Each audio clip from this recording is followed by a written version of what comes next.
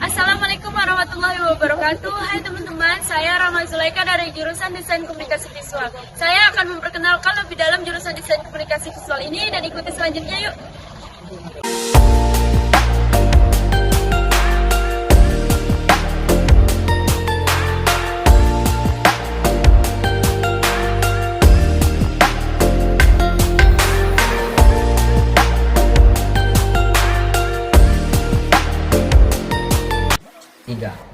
Assalamualaikum warahmatullahi wabarakatuh.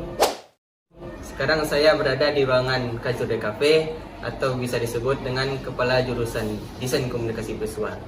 Sebelum kita memulai wawancaranya, alangkah baiknya kita meminta kepada Bapak Randi untuk memperkenalkan dirinya terlebih dahulu. Baik, Assalamualaikum warahmatullahi wabarakatuh. Perkenalkan, nama Bapak Randi Nuari, biasa dipanggil Randi. Untuk alamat saat ini di Beringin Taluk, asal itu dari desa seberang Taluk.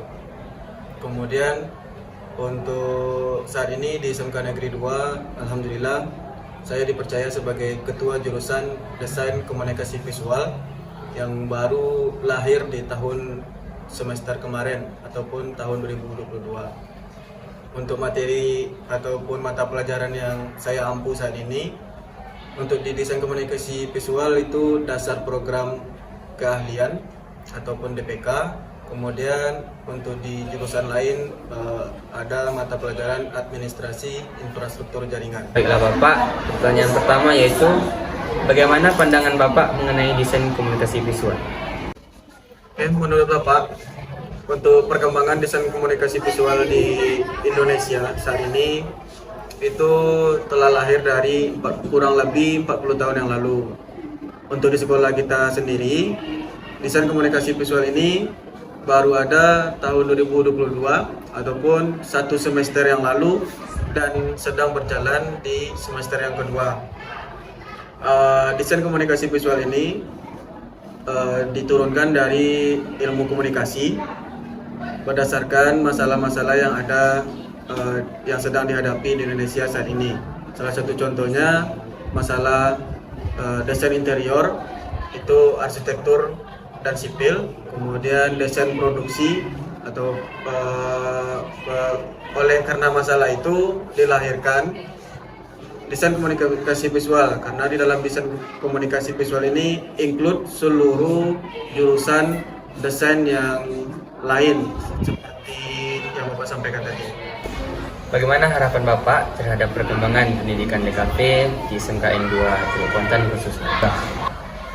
Untuk saat ini, pembelajaran desain komunikasi visual di SMK Negeri 2 Teluk Kuantan itu menggunakan kurikulum Merdeka, terdiri dari satu kelas, kemudian sedang berlangsung di semester 2. Adapun materi ajarnya, yang pertama komposisi tipografi, bagaimana siswa dapat menjelaskan fungsi dan karakter yang akan dipublish. Kemudian materi yang kedua ada fotografer ataupun fotografi, di mana siswa harus bisa menggunakan alat untuk fotografi sesuai dengan prosedur dan SOP-nya.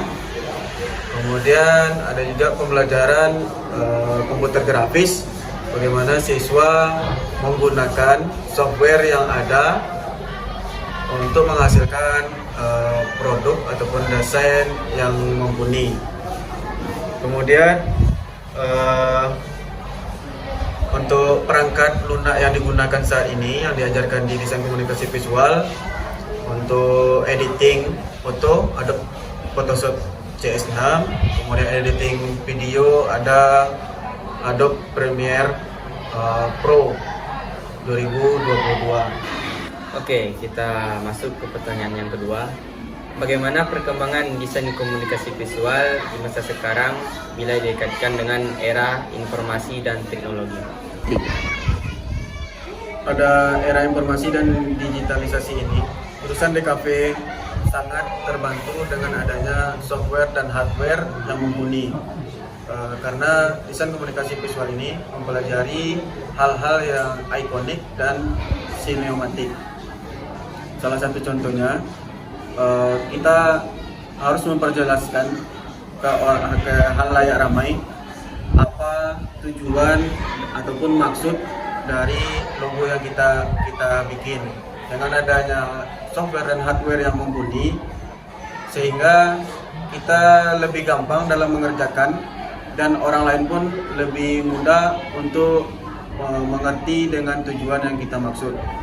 Salah satu contohnya SMK Negeri 2 ataupun DKV sendiri itu harus memiliki logo untuk dikenalkan ke halayak ramai.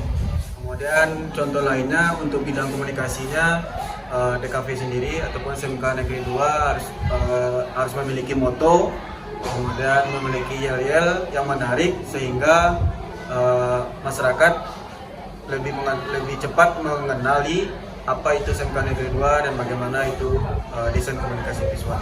Baiklah, kita lanjut ke pertanyaan yang ketiga.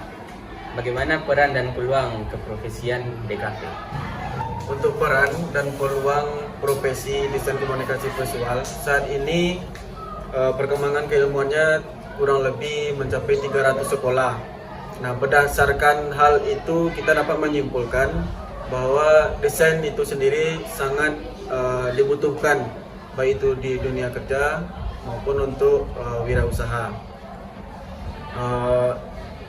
Dalam konteks industri kreatif itu ada 14 pembahasan, sedangkan 8-nya itu dikhususkan untuk desain maupun untuk komunikasi visualnya.